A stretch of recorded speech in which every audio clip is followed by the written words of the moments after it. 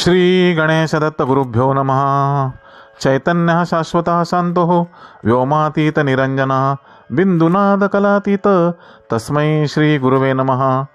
परमपूज्य सद्गुरू श्री रामकृष्ण क्षीरसागर स्वामींना वंदन करून संघटित सत्संग मंडळांच्या या गुरुकार्यातील मोहिमेमधल्या 2048व्या भागाचं मी पठण करीत आहे. आज मार्गशीर्ष शुद्ध त्रयोदशी बुधवार दिनांक 3 डिसेंबर 2025. उपदेशामृत संग्रह भाग 8 या ग्रंथातील भगवान श्री दत्तात्रय सत्संग मंडळ मुंबई दिनांक 16/11/1996 बैठक क्रमांक 202 परमपूज्य महाराजांनी वेळोवेळी भक्तांशी केलेले हितगुज भाग 60.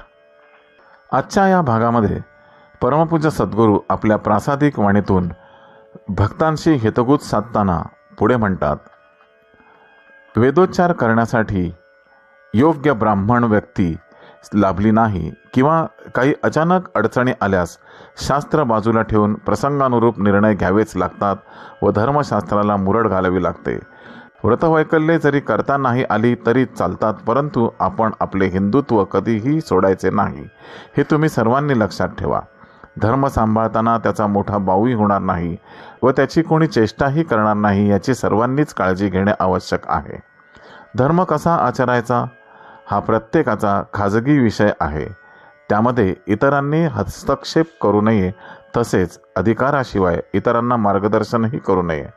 तसे पाहिले तर प्रत्येक व्यक्तीत चांगले गुण असतातच, पण ते बाहेर प्रगट होण्यासाठी त्याला सत्संगाची गरज असते. व्यक्तीला जेवढे प्रगल्भ ज्ञान असते तेवढेच प्रगल्भ वैराग्यही येऊ शकते, परंतु ते सत्संगात गुरूंच्या सहवासात गेल्यावरच घडू शकते. भगवंताने नरदेह जन्माला घालताना त्यात पुरुष व स्त्री असे 2 प्रकार निर्माण करून ठेवले आहेत. यातील पुरुषाचे रागावणे हे लक्षण आहे, तर स्त्रीला मार्दवता, कोमलपणा व माया ही 3 लक्षणे दिली आहेत. हे पुरुष व स्त्रीचे गुणधर्म कायम टिकून राहणे गरजेचे आहे. हल्ली काही ठिकाणी पुरुष लाजताना दिसून येतात, ते फारच चुकीचे आहे. खरे पाहता मनुष्याला अन्यायाची चीड येणं गरजेचे असते. ज्याला अन्यायाची चीड येत नाही त्याला पौरुषत्व कमी आहे असेच समजावे. मनुष्याने जरूर सहनशील असावे, शांत राहावे, परंतु अन्याय कधीच सहन करू घेऊ नये. मनुष्याने अन्याय सहन केला तर त्याचा छळवाद सुरू होतो. नागाने फणा हा काढलाच पाहिजे, नाहीतर त्याचा काय उपयोग. त्याचबरोबर मनुष्याने अतिशय किरकोळ क्षुल्लक गोष्टीवर रागावूही नये, नाहीतर त्यामुळेच त्याचा नाश होतो. अतिसहनशीलतेचे साधुत्वही अधिक ठेवून चालत नाही. तसे ते पूर्वी ऋषीमुनी संत ठेवीत असत, त्यामुळेच त्यांचा छळ होत असे. अतिसहनशीलतेची मर्यादा ओलांडली गेली की तेच ऋषीमुनी व संतही रागवत असत व शापही देत असत. शास्त्र सर्वांच्या बाजूने आहे. अति झाले की शस्त्र उठवावेच लागते. क्षठम प्रतिशाठ्यम असे वेळ आल्यावर वागावेच लागते व तेव्हा साधुत्व व शास्त्र ही दोन्हीही बाजूला ठेवावी लागतात. भगवंत हे सुद्धा मुळात दयाळू कृपाळू आहेत, परंतु तेही वेळ आल्यावर रागावल्यावरही हातातील सुदर्शन चक्र, गदा यांचा वापर करीत आले आहेत. स्त्रियांच्या बाबतीत सांगायचे झाले तर त्यांचे मन कोमल असले तरी त्यांचे हृदय कठोर असते. त्यामुळेच त्या प्रपंच करू शकतात, परंतु निसर्गाच्या योजनेमुळे त्यांना शारीरिक दौर्बल्य येत असते व त्या 100% अखंड तपश्चर्या करू शकत नाहीत. खरे पाहता स्त्रिया पुरुषांपेक्षा ज्ञानामध्ये व श्रेष्ठत्वात कुठेही कमी नसतात. त्यांचे ते श्रेष्ठत्व कबूल केलेच पाहिजे. त्यामुळेच आम्ही स्त्रियांना कधीही तुच्छ मानत नाही. स्त्रिया आम्हाला मातेसमान असतात, म्हणूनच आम्ही त्यांना चरणस्पर्शही देत नसतो.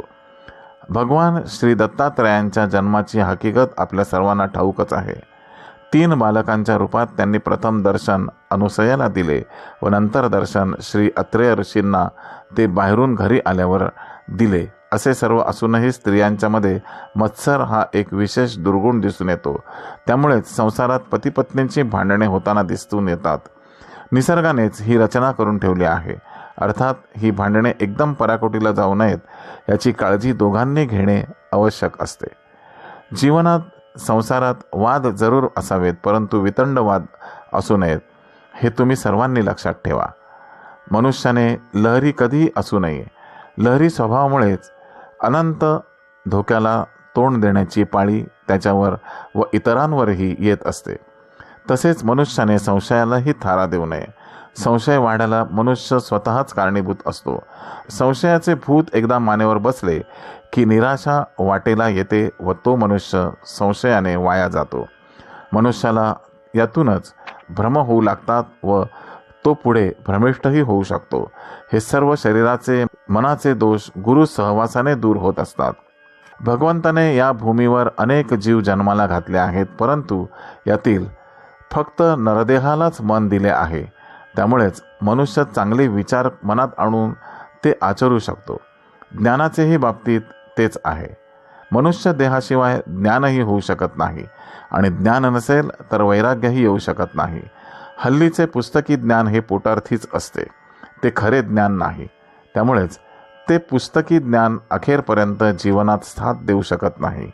शिक्षणाने बुद्धिमत्ता फक्त दिसून येते व त्या बुद्धीचाही उपयोग जीवनात होतोच असे नाही.